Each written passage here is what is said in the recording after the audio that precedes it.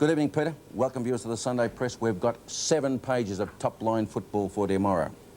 Collingwood could be engaged in legal battles on 2 sides in Adelaide as they try desperately to secure players to put run in their game.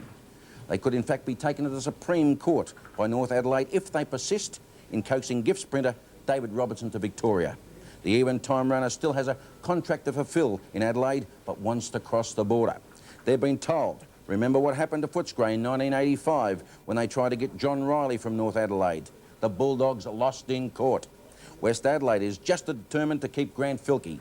Poor Lethal Lee, he can't get an easy player these days.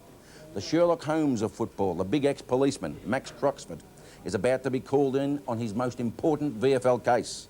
Hawthorn, which has scored successes with Paul Harding and Gary Buckenara in the Supreme Court, is now expected to lodge double-barrel poaching charges against the West Coast Eagles.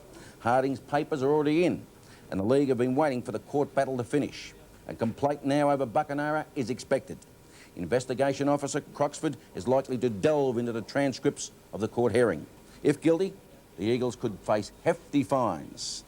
Dermot Breton is the good Irish stock, and he has decided to show his colours in Hawthorn's next night game at VFL Park. The Adidas people rang us and said Dermot will wear green boots at VFL Park. Why the green ones and not the pink ones that we promised to see this part of the season? It's Patrick's Day, isn't it? Said Dermot. Next Wednesday is D-Day for about 100 players, though, who could find themselves cast aside by the clubs who have to reduce their list from 60 to 50. I would expect Paul Cronin of the Brisbane Bears to be busy rounding up the best of the rejects the same day. What about good mates Tony Lockett and David Whitty of St Kilda? They had a Barney down there in the inter-club match today at Moorabbin, and Lockett, the full forward, ended up being booked for striking. And here's a scoop story for the day. Former West Australian player Clinton Browning, who played half a game last season with Hawthorn but just couldn't make it at Glenfrey Oval, played today with Footscray.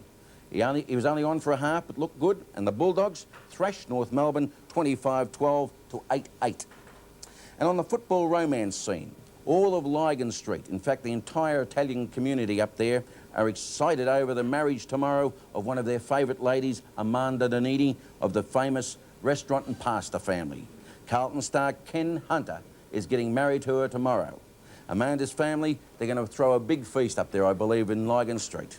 Hunter, who was out at VFL Park tonight, told Punchlines the wedding will be at an inner suburban pub.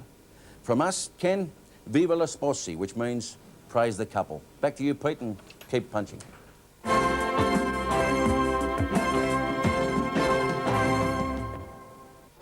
I'm just laughing about the green boots. Don, what about that? Well, he's a bit behind the time. I had them 10 years ago, pink ones I had. What about you? Well, I wore pink boots when I was 3 months old. I thought I was a girl.